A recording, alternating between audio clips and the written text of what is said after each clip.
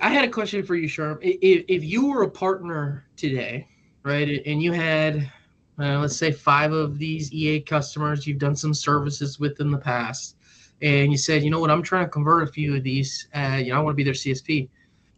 How are you positioning yourself to make yourself as attractive as possible? Do you have any thoughts or any opinions you want to share with everybody here? Because I think that's also a very important piece of this. Well, I think it's, in my opinion, it's going back to the basics of who you are, right? And what do you do, right? I mean, you're already servicing the client, and I think I would harp up on, support. I would harp up on support and how hard is it to get support on your licensing, and especially if they didn't have a premier support contract in their EA, right?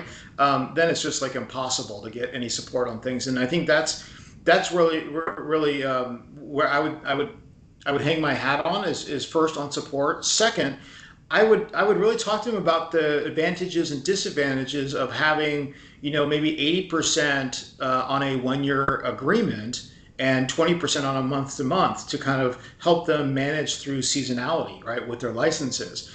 Providing them options, providing them different ways of looking at different types of SKUs. And then I would say, hey, you've been constantly locked into these 3 year agreements. We haven't seen prices go up. We've seen prices go down, and we might be able to help out with even a little bit of margin, maybe 2-3% of your 15 or 18 that you're getting, right? So I think that there's really two things: maneuverability, but also support, right? Maneuverability inside of the contract, but also support from what you do on a daily basis.